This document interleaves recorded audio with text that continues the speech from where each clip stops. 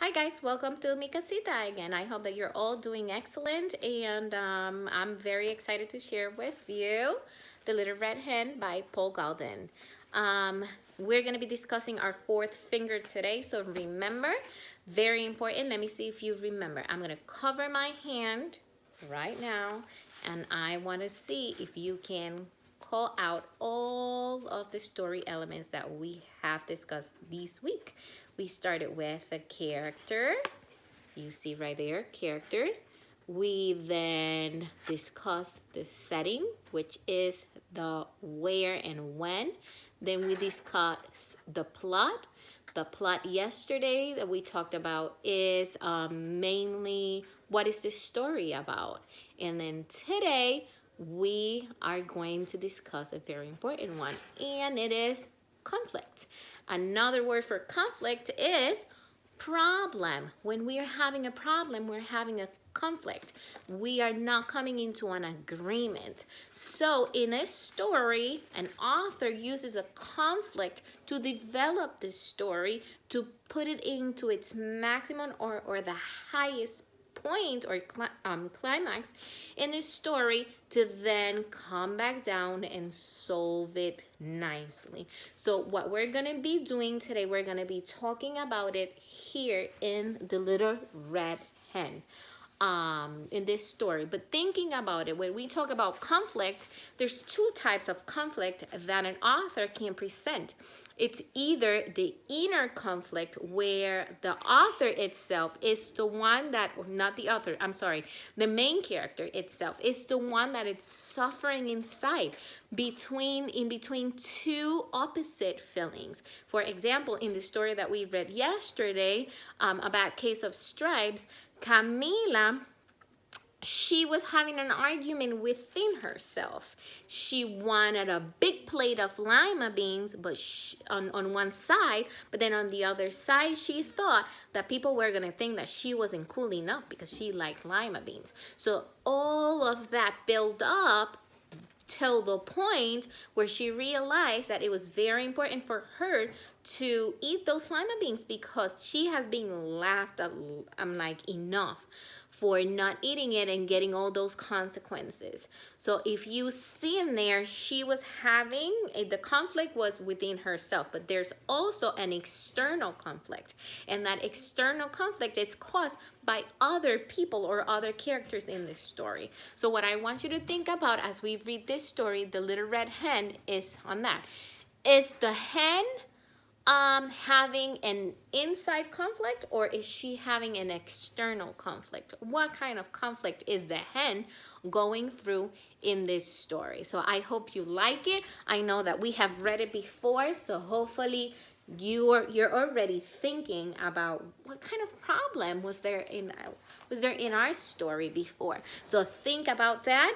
Please join me in and just have fun. The Little Red Hen by Paul Gardone. The Little Red Hen. The Little Red Hen by Paul Gardone. Once upon a time, a cat and a dog and a mouse and a little red hen all lived together in a cozy little house. The cat liked to sleep all day on the soft couch. The dog liked to nap all day on the sunny back porch. And the mouse liked to snooze all day in the warm chair by the fireside. So the little red hen had to do all the housework. She cooked the meals and washed the dishes and made the beds. She swept the floor and washed the windows and mended the clothes. I already can see who the main character is. Can you tell me? Yeah, it's the hen. It's the red hen because she's the one that is constantly moving. She's a round character while the other ones are a flat character. She raked the leaves and mowed the grass and hoed the garden. But one day when she was hoeing the garden, she found some grains of wheat. Who will plant these wheat? Cried the little red hen. Not I, said the cat. Not I, said the dog. Not I, said the mouse. Then I will, said the little red hen, and she did. Each morning the little red hen watered the wheat and pulled the weeds. Soon the wheat pushed through the ground and began to grow tall. Now we know who the characters are. How about the second finger? The second finger was the setting. Where is this story taking place? And when? Is it happening at nighttime? Is it happening during the daytime? Are they in the city? Are they in the countryside? Are they in a farm, in a park? Where they're at? Are they in the lake? Where they're at? That will answer the setting of the story, so keep in mind that. When the wheat was ripe, the little red hen asked, "Who will cut this wheat?" "Not I," said the cat. "Not I," said the dog. "Not I," said the mouse. "Then I will," said the little red hen. And she did. When the wheat was all cut, the little red hen asked, "Now who will take this wheat to the mill to be ground into flour?" "Not I," said the cat. "Not I," said the dog. "Not I," said the mouse. "Then I will," said the little red hen. And she did. I wonder if you already know what kind of conflict is the red hen going through. Is it internal? Is she fighting in between two opposite feelings right now? Or is it being caused because other people are not wanting to help? What is causing the problem in this story? Think about that. The little red hen returned from the mill carrying a small bag of fine white flour. "Who will make a cake from this fine white flour?" asked the little red hen. "Not I," said the cat. "Not I," said the dog. "Not I," said the mouse. "Then I will," said the little red hen. And she did. She gathered the stick and made a fire in the stove. Then she took milk and sugar and eggs and butter and mixed them in a big bowl with fine white flour. When the oven was hot, she poured the cake batter into a shining pan and put it in the oven. I can see. Is there anyone helping her? What is the problem in our story? What is the conflict? Yes, the other animals are not helping her. So I wonder how she's going to solve that problem.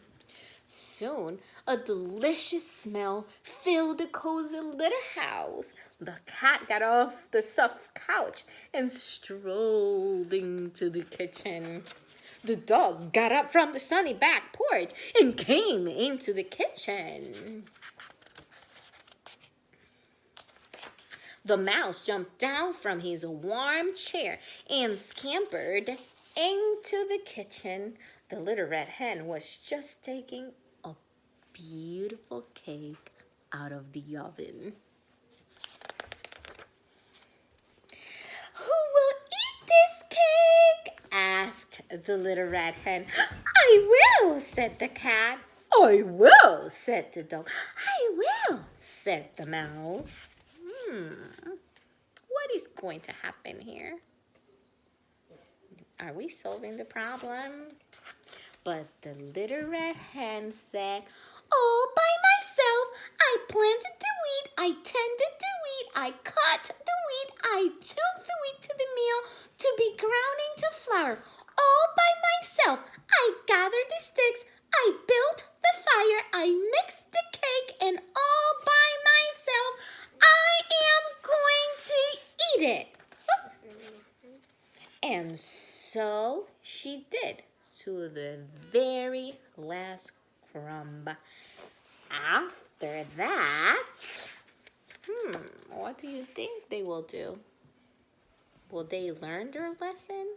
What was the problem in our story? What was causing a problem in our story? They were not being good helpers. So now that she taught them a lesson, let's see what it says. It says that after that, whenever there was work to be done, the little red hen had 3 very eager helpers. You see? Oh, so we had a problem in our story, and the problem was that the little red hen was doing everything by herself. Now that she taught them how to be kind, they learned their lesson, and they knew that if they wanted to get something from her, they needed to cooperate. They needed to work with her. So that's the solution to our conflict. Once again, our fourth finger is called the conflict, and conflict is the problem. It means what is happening in the story, the why in the story. What is causing that problem, and how are we going to solve it? So there you go. Remember, character, setting, plot. Then we have the what we just discussed right now, and that is the conflict. And then I can't wait till tomorrow. I will see you tomorrow so that we can discuss our fifth and last story element in order for us to be able to retell. So I hope that you enjoyed this video, and that I will see you again tomorrow. Bye.